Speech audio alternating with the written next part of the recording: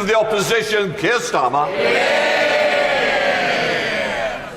How many work visas were issued to foreign nationals last year? Prime Minister. Mr. Speaker, the new statistics, as the honourable gentleman knows, will be out later this week. The most recent statistics we have, as the ONS said at the time, contained a set of unique circumstances, including welcoming many people here for humanitarian reasons. They're not work visas. The figures are out. It's 250,000 work visas were issued last year. He knows that answer. He just doesn't want to give it. And the new numbers tomorrow are expected to be even higher. The Prime Minister stood on 3 Tory manifestos. Each one promised to reduce immigration. Each promise broken. They all stood on those manifestos as well. Why does he think his Home Secretary... Order. I'm going to hear this question. Those who don't want to hear it, we know the answer. Keir Starmer. They all stood on those manifestos. So why does he think his Home Secretary seems to have such a problem coping with points-based systems? Well,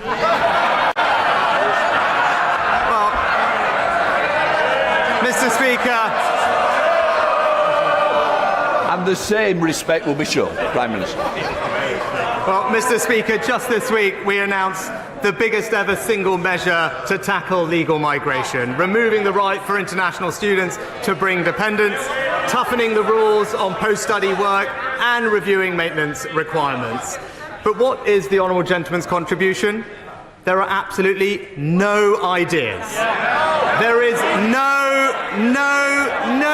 absolutely no ideas, absolutely no semblance that there would be any control. Why? Because he believes in an open-door migration policy. Mr. Speaker, if anyone wants to see what uncontrolled immigration looks like, all they've got to do is wake up tomorrow morning, listen to the headlines and see what this government... Order. Mr. Bristow, I think you're going to be leaving. I'm asking you to leave now, because otherwise I'll name you. I'm not having it, and I've warned you before. It's the same people. And the same will happen on this side. Keir Starmer. Mr. Speaker, the reason they're issuing so many visas is labour and skills shortages. And the reasons there are shortages is the low-wage Tory economy. Under his government's rules, businesses in IT, engineering, healthcare, architecture, welding can pay foreign workers 20% less than British workers for years and years on end. Does he think his policy is encouraging businesses to train people here or hire from abroad? Prime Minister. Mr. Speaker, he talks about immigration, but we know his position because it turns out that Labour would actually like to see even more people coming to the UK, increasing the numbers. That's not just my view, Mr. Speaker. Those were the words of his own frontbencher who said having a target isn't sensible, and that the numbers might have to go up, Mr. Speaker. So it's clear, whilst we're getting on with clamping down on legal migration, listening to the British public, he's perfectly comfortable wanting to say that he wants free movement back. Keir Starmer. Mr. Speaker, they've lost control of the economy, they've lost control of public services, and now they've lost control of immigration. And if he was serious about weaning his government off the immigration lever, he would get serious about wages in Britain and get serious about skills and training. The apprenticeship levy isn't working. It's hard to find a single business that thinks that it is. And the proof is that almost half the levy isn't even being spent. That's fewer young people getting the opportunities they need to fulfil their potential. Businesses are crying out for more flexibility in the levy so they can train up their staff. Labour would give them that. Why won't he? Mr. Speaker, it's right that we're talking about education and skills. What he failed to mention is just in the past week, what did we discover? Thanks to the reforms of the Conservative government, our young people are now the best readers in the Western world, Mr. Speaker.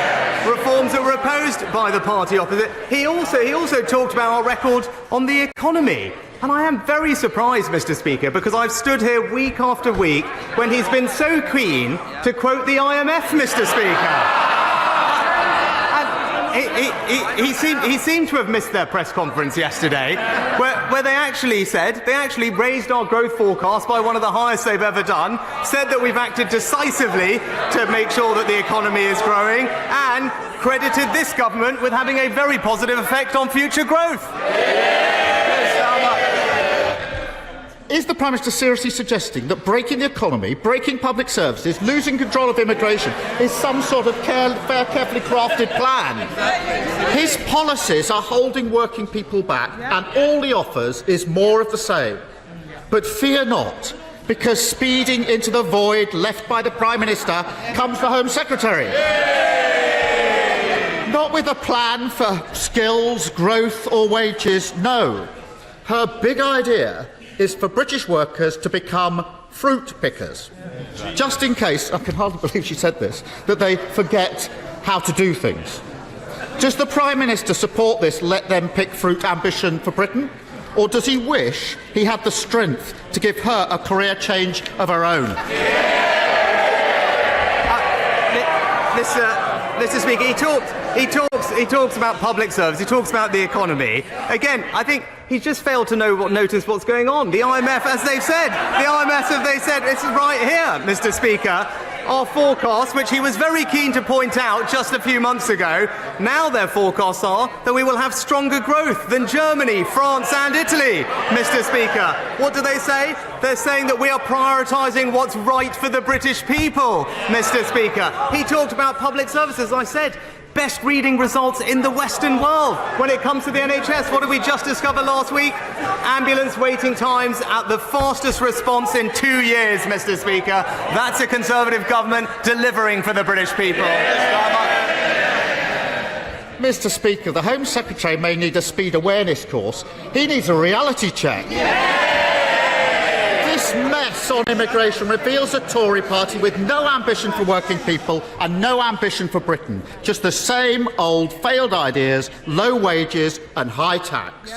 Labour would fix the apprenticeship levy, fill the skills gap and stop businesses from recruiting from abroad if they don't pay properly. That's because we're the party of working people. What does it say about him and his party that they won't do the same? Prime Minister. Mr. Speaker, I think he said it 6 times, but I don't think we actually know how he's going to do any of these things, Mr. Speaker. And look, that's the difference between us, Mr. Speaker, because every week we hear a lot of empty rhetoric from the honourable gentleman opposite. But in the past week, we can measure ourselves by actions. What have we done on this side of the House? We've introduced new powers to curb disruptive protests. We're protecting public services against undisruptive strike action, Mr. Speaker, and we have new laws to stop the boats. What has he done? He's voted against every single one of those. And that's the difference between us. While he's working on the politics, we're working for the British people.